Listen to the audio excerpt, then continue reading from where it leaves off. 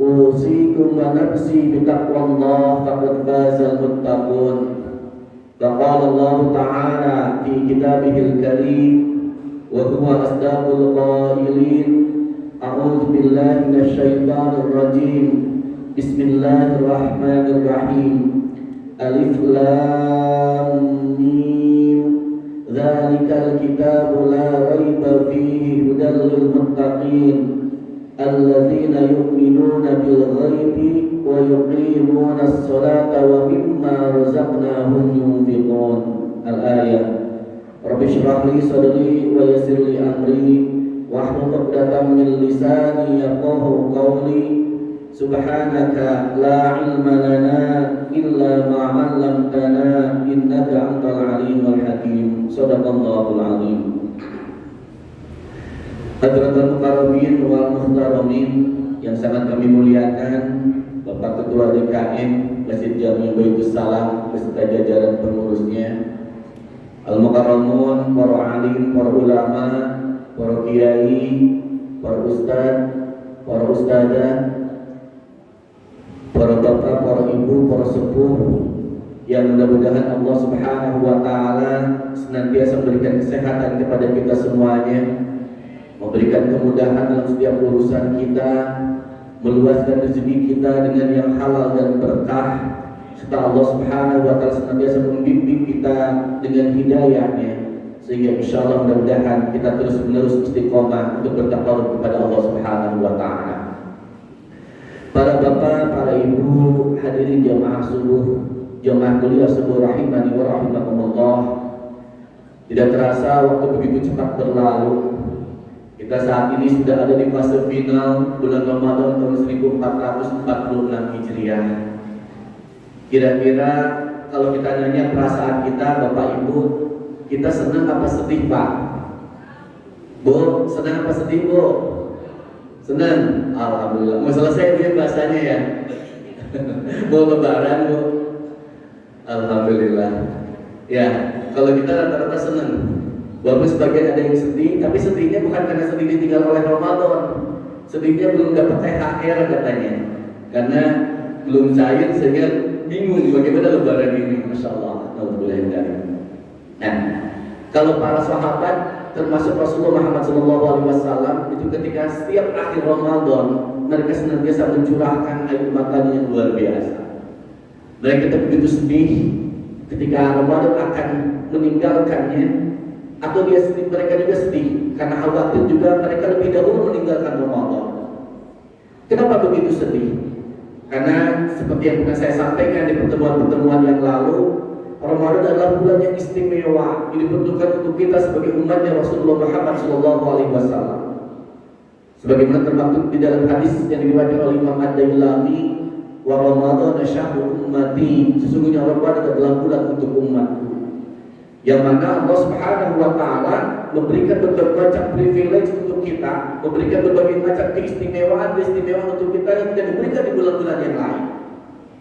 Ketika Allah melipat gandakan pahala kita, ketika Allah Subhanahu wa Ta'ala membukakan pintu ampunan yang begitu luas dan banyaknya, ketika Allah Subhanahu wa Ta'ala mencurahkan rahmat kasih sayangnya kepada kita, dan banyak sekali fadilah-fadilah yang ada pada bulan Ramadan, sehingga mereka menjadi sedih ketika akan ditinggal oleh Ramadan, atau khawatir mereka meninggalkan Ramadan karena tadi ketika masuk bulan-bulan yang lainnya fadilah-fadilah tersebut tidak diberikan oleh Allah Subhanahu wa Ta'ala. Maka patut bagi kita juga untuk bersedih ketika kita berakhir pada bulan Ramadan ini.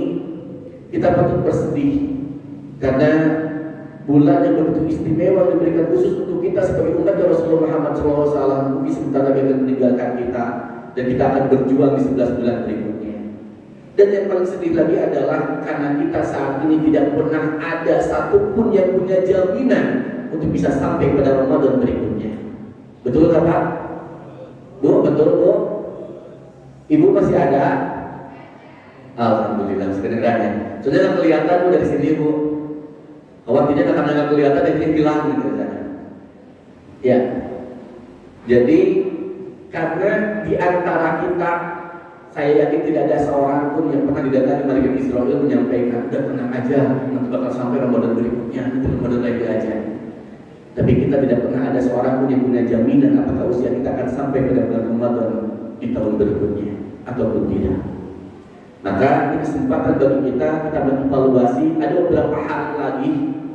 Ini kita sudah betul-betul di penghujung Ramadan. Nanti malam kita masuk pada malam 27 Ramadan. Yang tinggal hitungan waktu.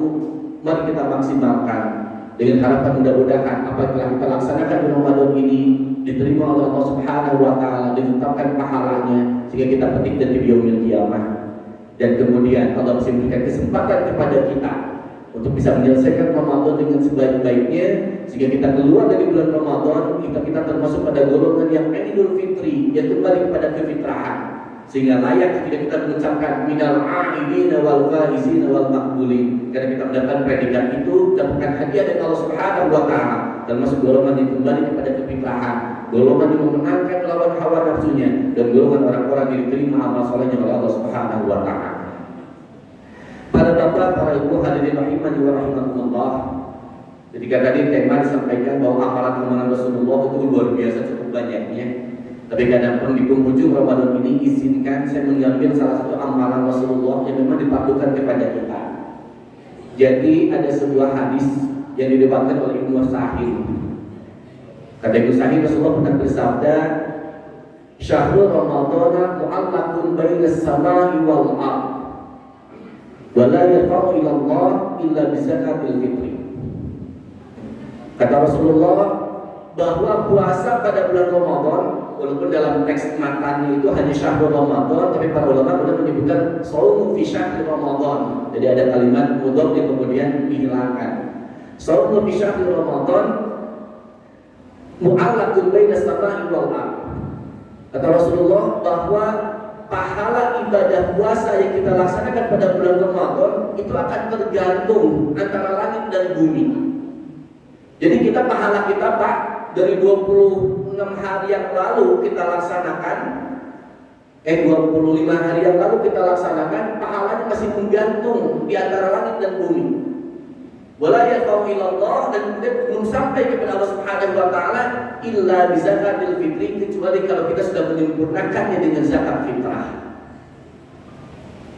Jadi di sini Rasulullah SAW ingin menyampaikan kepada kita bahwa ada satu amalan lagi pada bulan Ramadan yang harus kita laksanakan untuk menyempurnakan ibadah saum kita agar sampai pahalanya kepada Allah Subhanahu wa taala, yaitu dengan zakat fitrah.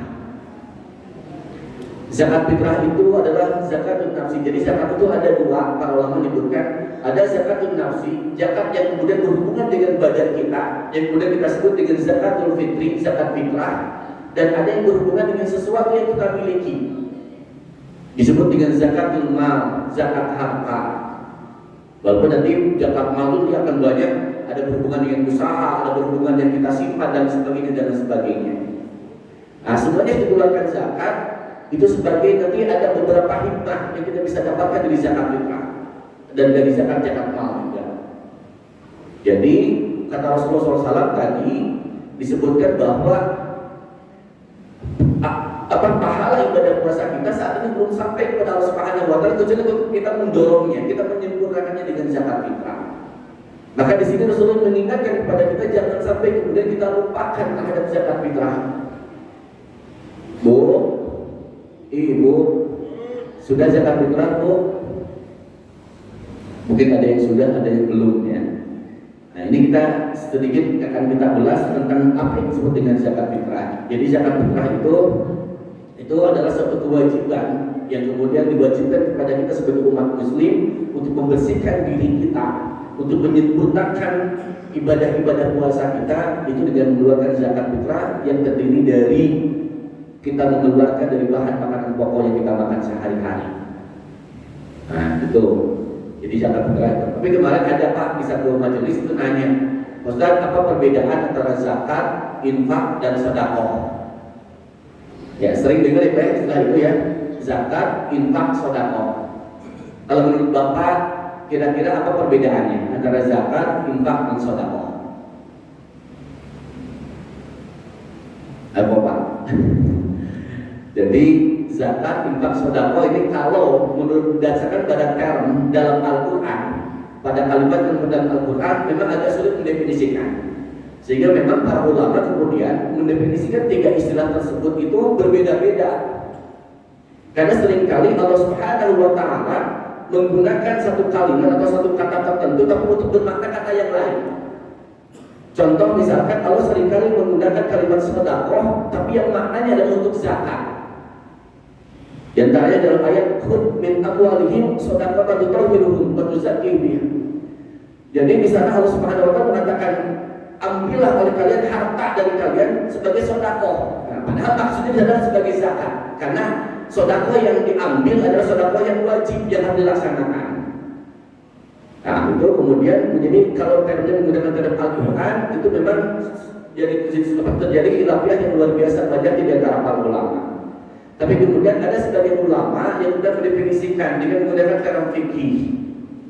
Nah, kata sebagian ulama disebutkan perbedaan antara zakat, infak, sedekah. Di antaranya pertama, zakat adalah sesuatu yang harus dikeluarkan oleh setiap muslim, ya, yang harus dikeluarkan oleh setiap muslim, yang kemudian punya kemampuan untuk mengeluarkannya dengan ada catatan, ada syaratnya, dia harus memenuhi nisab dan memenuhi haul. Itu zakat. Jadi zakat itu ditentukan ada nisabnya, ada nilainya, dan kemudian ada haulnya ketemu dengan 1 tahun. Dan kemudian nanti orang yang berhak mendapatkan zakatnya pun sudah ditentukan oleh Allah Subhanahu wa Ta'ala yang disebut dengan mustahil. Nah, ini pertama itu. Jadi zakat itu sesuatu yang harus dikeluarkan dan sifatnya wajib. Kalau zakat, wajibnya wajib ain. Jadi zakat itu adalah sesuatu yang harus dikeluarkan, ya, dari sebagian harta kita, gitu ya, dari sebagian harta kita untuk melaksanakan kewajiban kita di sana dengan ditentukan baik nilainya, takarannya, juga ditentukan waktunya dan ditentukan juga mustahik yang menerima zakatnya itu. Nah, jadi kalau zakat itu ada perbedaan seperti itu. Kalau infak, infak sebagaimana tadi dalam ayat yang di surat Al-Baqarah ayat 3 juga itu Allah Subhanahu wa Ta'ala menyebutkan kata infak tapi untuk zakat sebetulnya. Alladzina yu'minuna bil ghaibi wa yuqimuna sholata wa mimma razaqnahum yunfiqun. Tadi situ para ulama menafsirkan bahwa mimma razaqnahum yunfiqun di sana juga adalah bagi orang-orang yang beriman dan bertakwa itu dan mengeluarkan zakatnya. Jadi kalau menurut terang dari Al-Quran ini seringkali para ulama agak kebingungan menafsirkannya itu. Tapi kemudian sebagian ulama lagi itu mendefinisikan beberapa definisi tersebut dengan terang dari fikih. Nah, kalau infak itu pertama dia dikeluarkan tapi tidak ada ketentuan terhadap nisab dan haulnya. Jadi kalau infak berbeda dengan zakat, tidak ditentukan nisab, haul dan juga mustahiknya. Jadi boleh diberikan kepada siapa saja, tapi ada kaitan dengan kebutuhan tertentu. Itu infak dengan kebutuhan tertentu. Contoh misalkan salah satu infak itu adalah ketika ada seorang suami mencari nafkah. Nah, nafkah itu kan dari infak di sana. Itu nafkah itu sesuai dengan infak untuk pada istri dan keluarganya. Itu bagian dari infak. Jadi kalau suami kerja kemudian memberikan nafkah kepada istri dan pada anak-anaknya atau keluarganya, maka itu bagian dari infak. Ada sesuatu kebutuhan yang ditentukan tertentu di sana. Dan nanti kalau infak jadi ada dua, ada yang sifatnya wajib, ada yang sifatnya sunnah. Gitu. Jadi kalau infak ada sifatnya wajib, ada sifatnya sunnah, bahkan ada sifatnya mubah kata infak.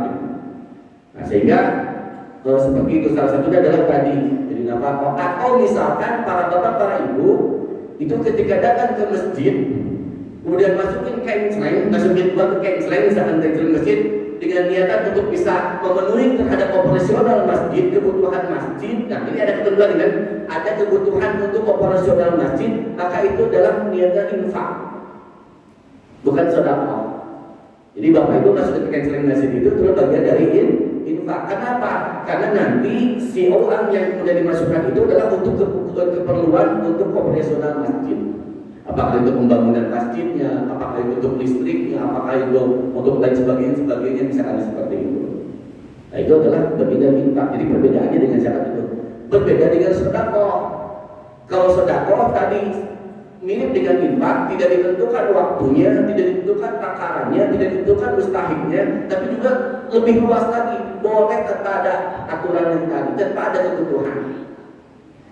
Bapak misalkan punya kelebihan harta, punya mobilnya banyak, ada 10 di garasi misalkan itu. Ketika ketemu saya, tiba-tiba, saya ingin ngasih satu mobil gitu ya, tanpa ada apa-apa, kepada keperluan. Ini Pak, ini ambil mobil satu misalkan itu. Nah itu adalah sedekah. Itu maksudnya sedekah. Atau misalkan ketika melihat seseorang yang lagi datang, ya, lagi jalan sebagainya, itu kelihatan ini kayaknya perlu dibantu apa, saya udah kasih aja sedekah di sana. Itu adalah sedekah. Dan sedekah nanti bisa masuk dalam kategori hadiah, hibah dan sebagainya. Itu kategori sedekah yang tidak ada keperluan secara khusus. Nah itu, jadi secara sekilas beberapa ulama fikih mendefinisikannya seperti itu. Jadi perbedaan antara zakat, infak dan sedekah seperti itu. Jadi kalau zakat, Pak, Bu, itu ada takarannya, ada nisabnya, ya, udah jelas diperhitungkan. Misalkan zakat emas, nisabnya kan Imam Syafi'i itu menyebutkan 85 gram emas. Kemudian harus ada haul, setelah ketika disimpan selama satu tahun. Bagaimana dikeluarkannya? Nilainya 2,5%. Nah itu zakat. Tapi kalau infak dan sedekah tidak ada ketentuan seperti itu. Apa perbedaannya? Adalah infak tadi ada kebutuhan khusus, ada kebutuhan untuk ditentukan untuk apa, sedangkan sedekah itu boleh lebih bebas. Itu salah satu dari definisi-definisi yang disampaikan oleh para ulama. Ini saya sampaikan hanya sebagai pengetahuan buat kita semuanya, sehingga kita bisa nanti memilah mana yang masuk kepada sedekah, mana yang masuk pada infak, maksudnya yang disebut dengan zakat. Karena istilah tersebut kemudian ada di dalam Al-Quran semuanya. Walaupun dalam Al-Quran termnya itu bisa Allah Subhanahu wa Ta'ala beberapa kali menggunakan kata-kata yang spesifik tertentu, tapi untuk menggunakan makna yang lain. Ya, nah itu. Lalu bagaimana zakat fitrah? Nah ini, zakat fitrah itu Bapak Ibu harus dikeluarkan dan haulnya adalah pada bulan Ramadan. Jadi zakat fitrah dikeluarkan pada bulan Ramadan. Walaupun ada satu ulama, yaitu Imam Abu Hanifah, membolehkan mengeluarkan zakat fitrah itu di luar bulan Ramadan, sebelum Ramadan itu boleh. Kalau kita bermadhab kepada Imam Abu Hanifah. Tapi kalau misalkan kita bermadhab pada Imam Syafi'i, nah Imam Syafi'i waktu yang dibolehkan untuk mengeluarkan zakat fitrah itu dari mulai awal Ramadan sampai nanti menjelang sholat Idul Fitri. Kalau Imam Syafi'i seperti itu. Jadi Imam Syafi'i itu boleh Bapak Ibu mengeluarkan zakat fitrah dari mulai awal Ramadan. Sehingga kalau para Bapak para Ibu mengeluarkan di hari-hari sekarang misalkan, itu sah zakat fitrahnya menurut Imam Syafi'i. Nanti kalau Imam Maliki itu harus pada malam takbiran di akhir bulan Ramadannya. Tapi kalau Imam Syafi'i lebih fleksibel, itu boleh dibayarkan zakat fitrah itu dari mulai awal Ramadan sampai nanti menjelang sholat Idul Fitri. Nah itu zakat fitrah. Jadi Bapak mana silakan, karena biasanya kalau di Indonesia itu kebanyakan yang mayoritas apalagi Nahdiyin gitu ya, itu kan bermadzhab Imam Syafi'i. Imam Syafi'i itu membolehkan kita mengeluarkan zakat fitrah itu dari mulai awal Ramadan. Nah silakan Bapak Ibu mau biar leluasa, misalkan tuh khawatir kalau di dalam takbiran mah nanti ketriwal, sibuk dengan buat opor ayam dan sebagainya, nanti khawatir kelupaan misalkan gitu. Silakan, boleh. Ini adalah waktu yang jais, walaupun nanti ada waktu utama, yaitu yang lebih utama itu adalah memang di dalam takbiran. Apalagi waktu lebih utama lagi adalah pada subuh pada tanggal 1 Syawal sampai sebelum sholat Id. Cuman waktu tersebut kan sangat singkat ya Pak ya, sangat darurat. Kalau Bapak Ibu memberikan zakatnya keambilin, nanti tasawufnya mendistribusikannya kasihan, repot, waktunya singkat di sana. Jadi jangan merepotkan juga, kecuali kalau Bapak nanti atau Ibu nanti zakatnya langsung pada mustahiknya, karena bisa dilaksanakan pada subuh sebelum sholat Id misalkan itu maka silakan. Nah lalu bagaimana kalau misalkan zakatnya kelewat sholat Id, kelupaan, kalau tahu sholat Id, saya belum bayar zakat misalkan itu. Nah dalam sebuah hadis Rasulullah mengatakan bahwa kalau ada orang yang mengeluarkan zakat fitrah sebelum sholat Id, maka zakatnya sah, dianggap sebagai zakat fitrah. Tapi kalau misalkan dia membayarnya setelah sholat Id, maka dianggap sedekah biasa, maka nilainya sangat berkurang, dianggap sedekah tersebut. Bahkan sebagai ulama lagi ada yang menyebutkan kalau kita kelewat dari sholat Id, maka si zakatnya itu masih punya kewajiban. Dia harus membayar zakat lagi di tahun berikutnya. Nah ini jadi punten Bapak, ini saya sekedar mengingatkan jangan sampai kemudian kita kelupaan untuk membayar zakat fitrah. Gitu. Lalu bagaimana takarannya? Nah ini seru Pak ketika bicara dengan takarannya.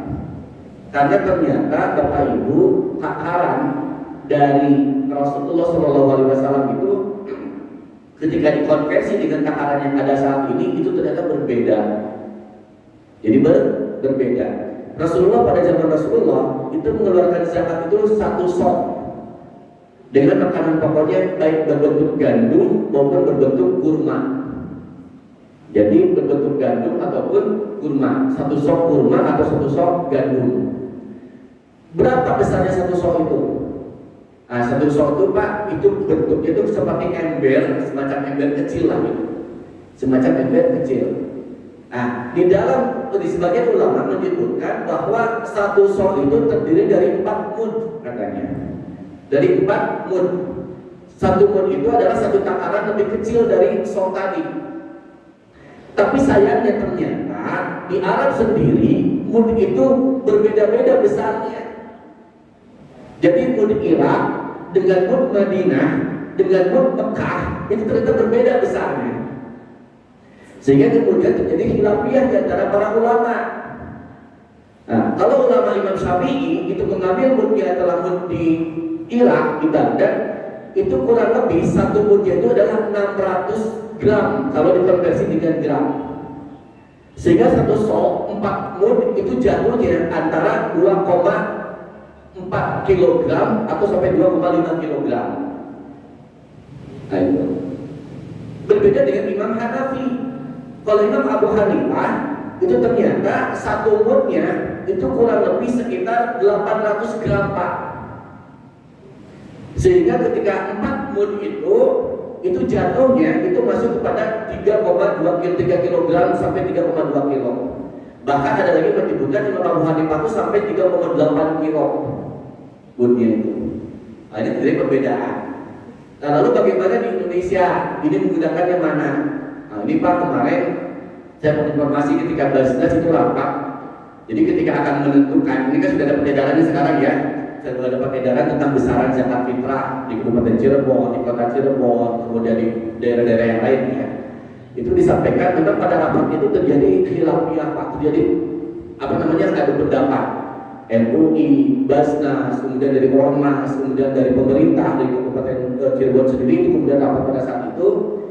Nah, akhirnya diputuskan ternyata untuk satu daerah itu harus melihat keadaan dari masyarakatnya. Keadaan dari masyarakat.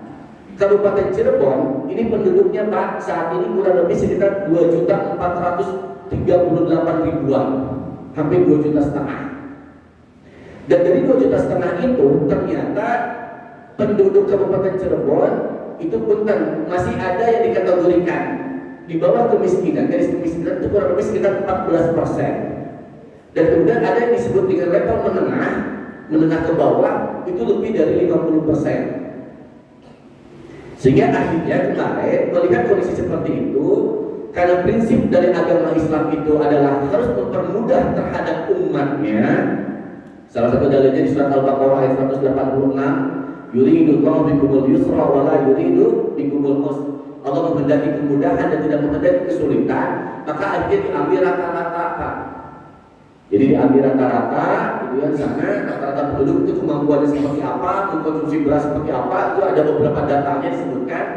Akhirnya kemudian dijatuhkanlah, kita ngambil terhadap madhab Imam Syafi'i, ditentukanlah bahwa besaran itu 2,5 kg dan besaran berasnya itu rata-rata yang kemudian dihitung antara 10 sampai 12 ribu. 10 sampai 12 ribu rupiah yang rata-rata dimakan oleh penduduk Kabupaten Cirebon. Akhirnya di konversi itu muncul angka ketika dirupiahkan menjadi 40 ribu gitu di sana. Itu Bapak Ibu punten yang membolehkan zakat fitrah dikonversi dengan uang dari 4 madhab, dari Imam Maliki, Imam Syafi'i, Imam Abu Hanifah dan Imam Hambali. Itu hanya Imam Abu Hanifah yang membolehkan dengan uang. Yang lain itu tidak boleh dengan uang. Imam Syafi'i itu nggak membolehkan dengan uang. Imam Malik pun sama, Imam Hambali pun sama. Itu harus tetap dengan makanan pokok. Yang membolehkan dengan uang adalah Imam Abu Hanifah. Imam Abu Hanifah itu membolehkan dengan uang. Makanya kalau kita kemudian ingin nanti berzakat dengan menggunakan uang, maka kita taklid ke Imam Abu Hanifah. Boleh, gitu. Karena pada itu sama-sama Ahlu Sunnah wal Jamaah. Tapi ada tapinya. Kalau kita taklid pada Imam Abu Hanifah, maka takaran dari konversinya pun harus menggunakan takaran Imam Abu Hanifah. Itu. Jadi jangan kemudian kulit deh kalau kata orang ini mah. Takarannya ingin takaran Imam Syafi'i yang kecil 2,5 kg gitu ya, tapi ingin dikonversi dengan uang. Nah, itu kulit gitu ya. Kemudian taklid pada Imam Abu Hanifah. Jadi kalau kita ingin taklid pada Imam Abu Hanifah, maka takarannya pun harus disamakan dengan takaran Imam Abu Hanifah yang kurang lebih 3,8 sampai 4 kilo. Nah itu. Nah ujung 40.000 itu mengambil katanya kemarin itu karena tadi masih banyak penduduk Kabupaten Cirebon yang menggunakan beras yang kurang lebih sekitar 10 ribuan. Sehingga ketika dikonversi itu 4 kilo 40.000 jatuhnya seperti itu. Jadi itu Pak, ini sebagai sejarahnya aja ya, biar nanti bisa dipahami semuanya. Karena pemerintah itu memang sulit untuk menentukan itu karena banyak sekali dipertimbangkan. Nah, dan kemudian ternyata kenapa berbeda dengan kota? Berbeda dengan kota ya? Kalau kota kan tidak 2,5 kg kan, betul nggak? Kalau Bapak Ibu zakat di At-Taqwa itu pasti 2,7 sampai 2,8 kilo. Karena mereka mengambil pertama tadi mudnya adalah mud Imam Imam Maliki dan Imam Hambali kisahnya mendekati kepada Imam Hanafi. Jadi mengambil itu di tengah-tengah di antara itu ambil mudnya, kemudian konversi uangnya pun sama seperti itu. Sehingga jatuhnya nilai rupiahnya pun kan berbeda. Di kota itu 45 ribu. Tapi sekali lagi Bapak Ibu pun itu didasarkan pada rata-rata orang. Kalau Bapak dan Ibu biasanya kemudian menggunakan atau memakan sehari-harinya beras yang lebih baik dari itu, punten tolong jangan kulit juga. Hari makan beras yang premium misalkan yang 15.000, yang 20.000 misalkan sekilo, hari jangan pilihnya 10.000 gitu. Itu bulit pandangannya sama Allah gitu. Makanya nanti nilai yang diberikan oleh pemerintah itu adalah nilai standar minimalnya banget itu. Sehingga kalau bisa Bapak Ibu punten, kalau Bapak misalkan Bapak Ibu senantiasa sehari-harinya menggunakan beras yang lebih baik daripada dengan nilai itu, maka keluarkan sesuai dengan yang kita makan.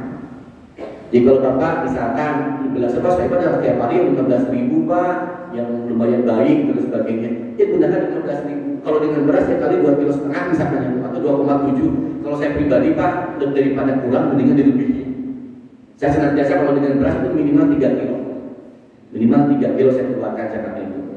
Minimal 3 kilo sehingga ketika 2,5 kilogram kali 15.000 misalkan itu adalah 45.000 sendiri. Tapi kalau itu beras. Dan kalau dikonversi menjadi uang, maka ambil menghadap Imam Abu Hanifah. Kalau 15.000 maka ambil uang Imam Abu Hanifah itu kan 3,8 kilo atau 4 kilo. Jadi kurang lebih nilainya jadi 60.000 kalau diuangkan. Itu akan lebih bersih dan lebih hati-hati dibanding kurang mendingan lebih. Gitu. Loh Pak, kalau lebih gimana? Misalkan itu di hadapan Rasul, udah jangan terlalu hitung-hitungan dengan Allah. Gitu kan. Jangan terlalu hitung-hitungan dengan Allah. Kalau lebih ya juga Allah maha bijaksana. Pasti nanti kalau misalkan nilai dari takaran kalau misalkan lebih di sana, kita akan dapat pahala sedekahnya. Insya Allah, nggak akan hilang kan gitu. Dan kalau misalkan kita dapat kelebihan itu, maka fadilah dari itu hikmah-hikmahnya itu akan kita dapatkan. Gitu. Ya Pak ya, sampai bisa dipahami ya Pak. Jadi ini sedikit ingin saya sampaikan karena banyak di masyarakat, banyak pertanyaan yang sampai kepada kami, pada saya ada yang jawab di WA, ada yang kemudian nanya ketika di majelis taklim dan sebagainya. Itu banyak yang kemudian masih agak sedikit kebingungan dengan itu. Makanya ini harus dipahami, zakat fitrah itu adalah sesuaikan dengan apa yang kita gunakan, apa yang kita makan misalkan. Ya, kalau misalkan ada Pak, saya memang 10.000 ya sudah, kalau 10.000 nggak ada, aman sesuai dengan nilai pemerintah misalkan itu. Tapi kalau misalkan mau dilebihkan silakan, nggak ada masalah. Karena yang disampaikan oleh pemerintah itu adalah nilai minimum, nilai minimal seperti itu. Nah, kemudian apa hikmahnya dari zakat fitrah itu? Bapak Ibu, hikmahnya dari zakat fitrah pertama jelas dalam Al-Quran adalah khudh min amwalihim shadaqatan tutahhiruhum wa tuzakkihim. Pertama adalah untuk mensucikan dan membersihkan. Zakat fitrah itu Bapak Ibu mungkin dalam 11 bulan yang lalu kita ada sesuatu yang syubhat masuk ke dalam perut kita. Bahkan bisa jadi ada sedikit-sedikit haram masuk ke perut kita dan sebagainya.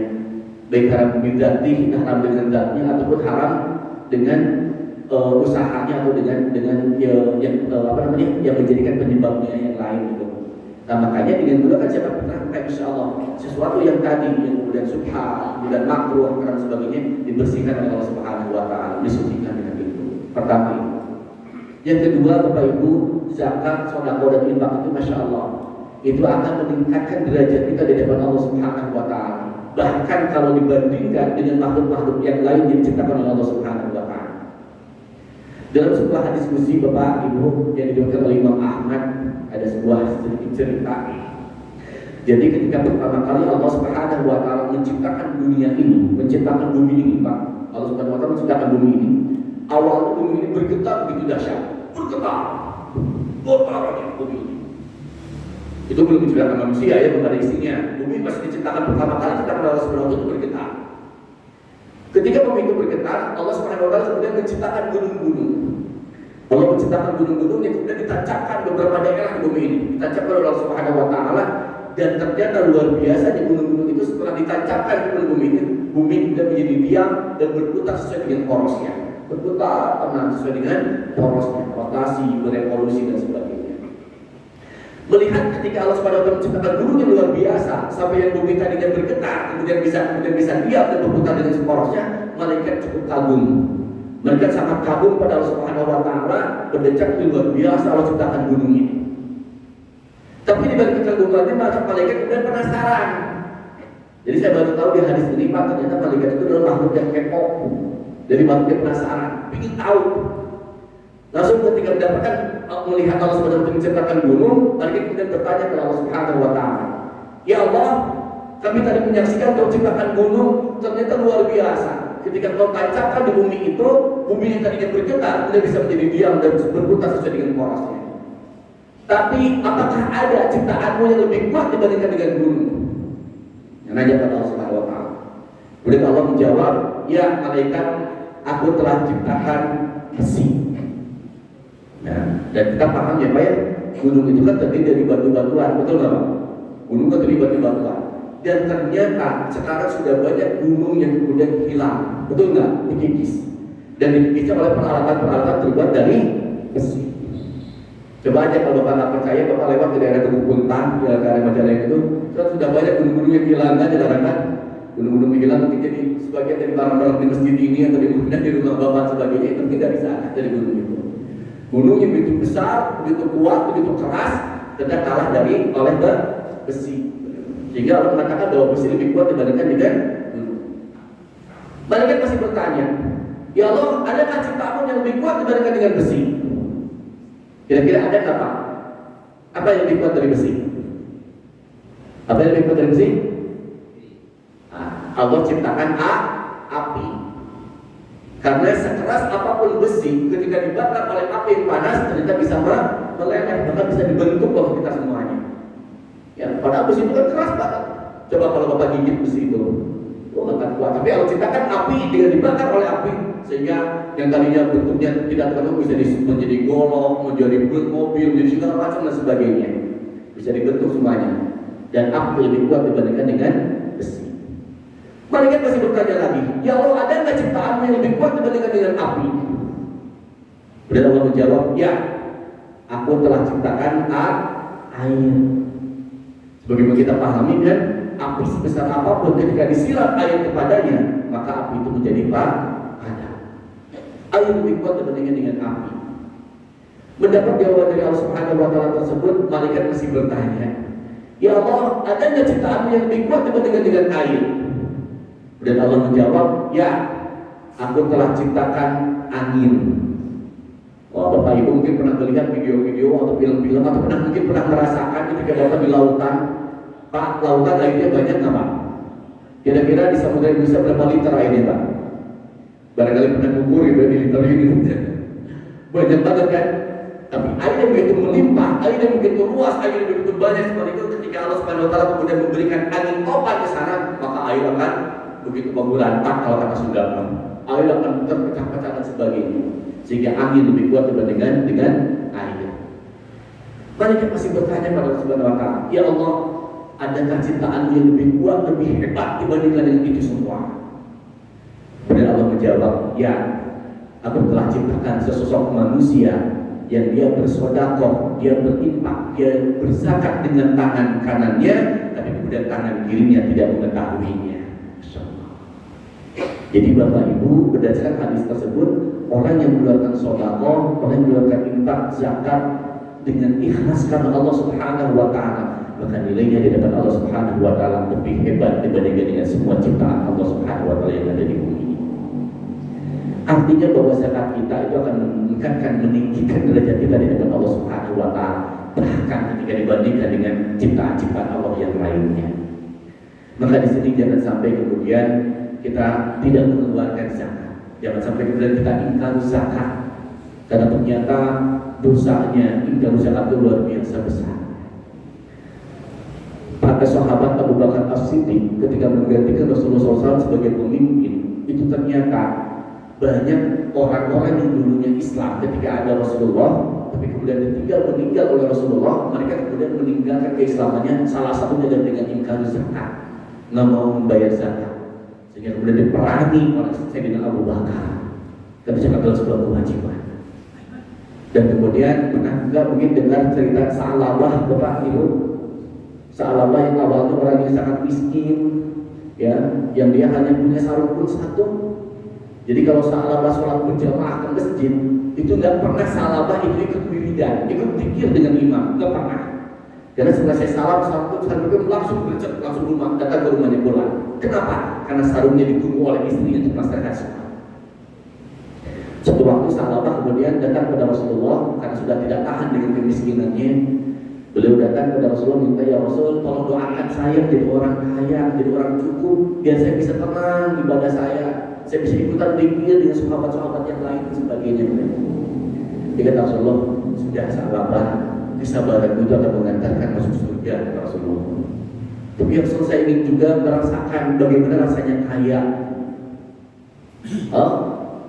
Akhirnya dengan dengan hati berat sebenarnya Rasulullah kemudian mendoakan Sa'labah untuk diberikan rezeki oleh Allah Subhanahu wa Ta'ala, dan kemudian dikasih modal oleh Rasulullah sepasang kambing.